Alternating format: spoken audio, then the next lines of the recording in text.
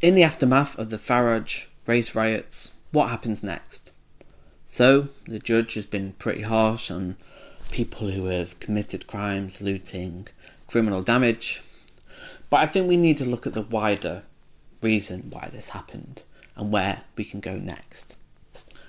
Farage is definitely culpable, but he's not the only one. People like Tommy Robinson, the Daily Mail, the Sun, the tabloid newspapers who have demonised immigrants systematically over the last 20 years or so.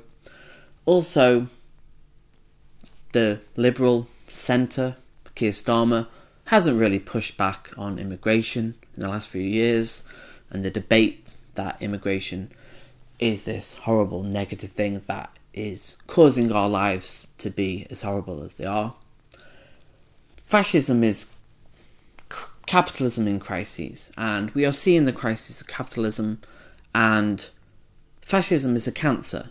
It's a tumour that is part of a system that is failing and has lost all legitimacy. Capitalism, on its own merits, is pretty damn awful in terms of how people used to be able to get on, to be able to used to afford a house and have a fairly decent standard of living in the West. But now people are poorer than ever. People can't afford a house. They can't even afford to feed themselves, heat, or have a basic standard of living. And those real concerns over the last decade have been redirected towards immigrants. And it's very easy to blame immigrants for the problems of capitalism because you don't have to ask questions about the billionaires like Elon Musk or Jeffrey Bezos or Bill Gates. You can just punch down on people who are coming over on small boats, and it's very easy to do that. It's a very simplistic answer to a complicated economic question. And debates around immigration are extremely complicated. We've not been having the debate, and I don't think we will, because it's very scientific, it's very dry, changing demographics and the particulars of immigration in different areas. It's very academic, it's very unglamorous, and to just demonise them and just say stop immigration is very easy and very popular, unfortunately. So Farage immediately reacted to this tragic killing of these three young girls, and immediately he was spouting complete bullshit from a convicted rapist and sex trafficker, which I think says a lot about Farage himself. Farage is someone who hangs around with Donald Trump, another rapist, and Farage himself even kind of justified this sexual assault that, just grab him by the pussy. Farage said that this is locker room talk. No, it's not. It's sexual assault, and the fact that he excused this kind of behaviour, it's an indication of the man, really. So people are really seeing Farage for what he is. His popularity has gone down a little bit, and under scrutiny, I think it's only going to get worse for him, because he's got to justify his beliefs now. And it's very hard to justify racism because it's inherently irrational. It's not based on evidence. It's a pseudoscience that goes back to the 18th and 19th century. It's very silly. It's very immature. And that's what Farage did. His reaction to that moment, to just say that this murderer was Syrian. He was 22. He came over on a boat last year without any checks or balances, just shows you how his knee-jerk reaction is to this is my opportunity. I'm going to weaponize this and show that brown people did this, and this is what they're like. Because that's what essentialism is and racism is. You essentialize this other as inherently violent or some negative trait, that this is who they are.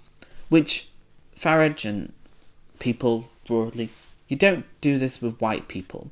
white people aren't really racialized, and that's the privilege we have. We're not racialized, we're just seen as like normal or default. And if a young white Christian male had killed 3 young girls, which I'm sure has happened, white people kill and stab people every day in the UK, no one, Farage in particular, would never ask the question of what is it in whiteness, the white skin, what is it in Christianity that caused this individual to do this? What is it in the Christian values of self-sacrifice and the sacrificial logic of the cross, the idea that you must sacrifice and kill for God? What is it in the Christian values that made this white man kill? Of course, no one would ask this question because it's a silly thing to do. We don't essentialise white people for their crime. We don't essentialise Christians for the crime. But we do for Muslims and we do for brown people. And that's why that's racism. And I think a lot of people don't understand that. They just assume that racism is like, oh, you call a brown person the N-word. And that's not what racism is. I mean, it's a very small part of racism. But it's broader structures. It's the criminal system. There's so many factors of racism. I'm not going to go into it. But racism isn't just racial slurs. It's how you see people's behaviour.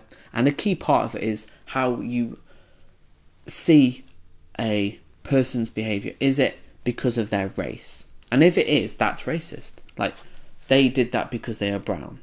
They did that because they are white. They did that because they're Chinese or whatever. When you boil it down to that essential nature, that's what racism is. And of course, people don't like to be called racist. But when you are boiling down and isolating an individual's behaviour and extrapolating it because of their race, that is racist. And maybe it's an education thing. We're not really taught this, that actually, unless you kind of study sociology and how people and groups tend to do this, because we all do, we all essentialise another in some way. I try not to do it, and I don't think I do it. It may appear like I do it when I talk about people on the far right, but I don't believe that anybody is born to be far right. They're a product of their environment. The news sources, the YouTube videos they watch will inform that. It's not inherent to a white person to be racist. Some people may believe that on the left, and there are actually people who believe that on the left, that somehow white people are racist. No, nobody's a racist. And some people believe that brown people can't be racist. We kind of live in a very silly world where we can't really talk about racism because people get upset. I mean, call me racist all you want, I don't get upset because I try not to be racist. I try to judge people on their behaviour and not the colour of their skin. And if I see someone's acting bad and they're brown, I won't attribute it to their skin. It's really that simple. It's probably got more to do with socioeconomics, people's behaviour, and the economic status they were born into, but more like to determine how you act in the public space. So, moving forward, I do have hope. I think this is a turning point where we see the result of racial tensions and we go, actually, no, we don't want this. This is the end point of fascism, the end point of racial divide, where it turns violent. People, the anti-fascist marches, the anti-racist marches, were a glimmer of hope where we go, yes, actually, no. If there is, British values is such a nebulous, vague thing, but if there is something that's a British value, it is the idea that we are tolerant, that we believe in rule of law, that we are an island of immigrants, we've got a deep historical relationship to immigrants and people coming over. The last 12,000 years, we are a mongrel nation. The last 12,000 years, people have come from all over the world and settled in this great country. And it is a great country. And I, have no qualms about saying that as a leftist. we've all got every country has its problems, but I think there are problems now with the far right, and I think we need to talk about it more, expose them for what they are, and I think that although these events have been horrible, I think they will help in exposing the far right for who they are. So, comment below, is this the beginning of the end for Farage? Under scrutiny, is he going to just crisp and just burn? I think he is, but it remains to be seen. Comment below, and I'll see you in the next video.